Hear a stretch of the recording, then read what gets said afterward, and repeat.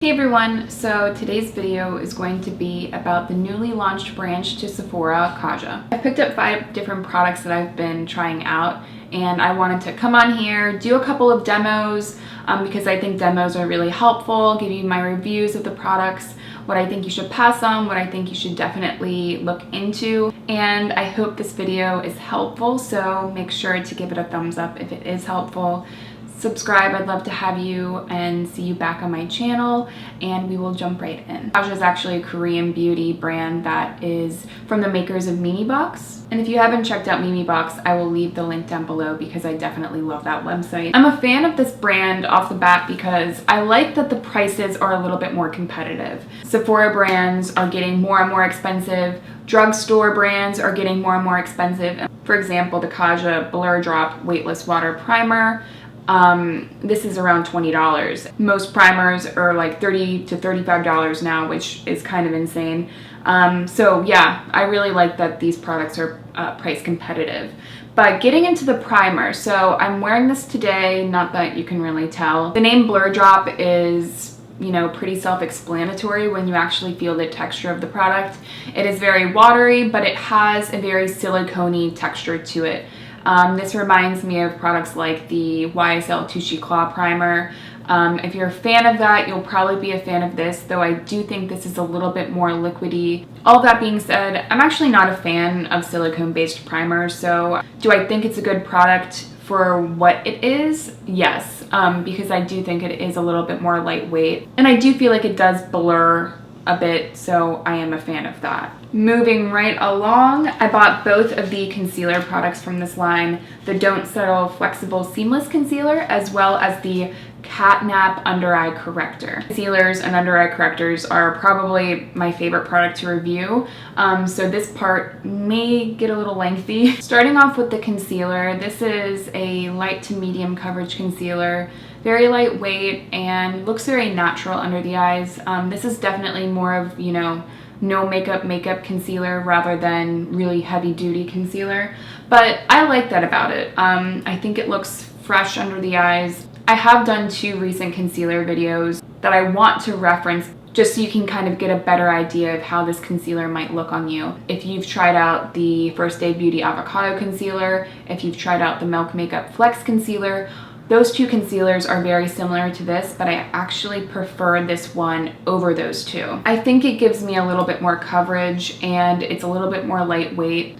And I do find that this is a very mid-ground concealer. It's not overly dewy, which I understand some people don't like. I like overly dewy, just to be honest. And this definitely lasts a bit longer than those other concealers. We'll get into the demo now. As you can see, it's a light to medium coverage concealer. I'm not using a lot, but it is very lightweight. It goes under the eyes and looks nice. I mean, my eyes look more refreshed and awake. Overall, I think it looks pretty. I wish it looked just a little bit smoother under my eyes. That's definitely something that I look for from a concealer. I just want it to be just the insiest bit smoother, or maybe the insiest bit more hydrating. Funny enough though, you know, all of that being said, I still prefer this over the last 2 concealers that I've tried. Overall, I like the formula and I like the concealer. Moving right along, we have the Catnap Universal Under Eye Brightener. Now, I don't feel like this shade is perfect for me, and you'll see as I throw up the demo, but it definitely still did some color correcting under my eyes, and I liked the texture. Corrector does give less coverage, and you kind of want that because you don't want it to be, you know, too stark under the eyes. That being said, I kind of have the same feelings about the under eye corrector. It is lightweight, goes under the eyes well, and I enjoy it. I wish it was, again, just a little bit smoother, and I do feel like the corrector is somehow more hydrating than the concealer. Let's talk about my favorite product because I've been waiting to talk about it and I'm really in love with it. It is the Cheeky Stamp Blendable Brush. This has a spring in it actually. If you open this up, a heart stamp comes out and you take this out, and on the bottom you have the cheek color. I will throw up the demo. I have mine in the shade Koi. This is like a liquid blush, but kind of settles into a powder. The color is gorgeous. It is so blendable and it looks so fresh and natural. Really, this is maybe my favorite blush product I've tried in a long time. That's really saying a lot from me, because it doesn't look like I'm wearing blush.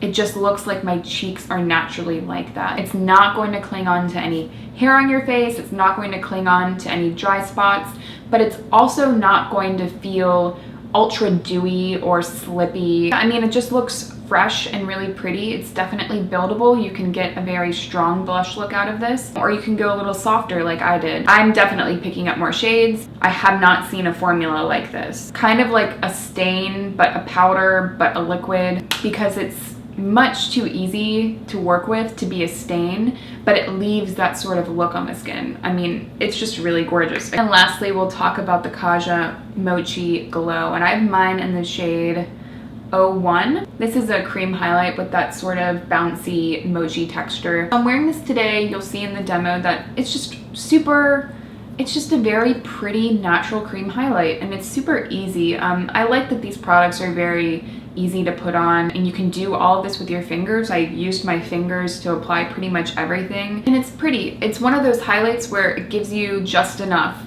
It's natural, but not next to nothing, you know what I mean? I'm not blown away by it, but it is really pretty. It's reflective, which I really like, but it's also not crepey or drying at all. So those are all the products that I tried out from Kaja. If you've tried anything from the line, definitely leave me your comments down below and give this video a thumbs up if it was helpful. Make sure to subscribe so I see you in my next video, and I will hopefully see you then.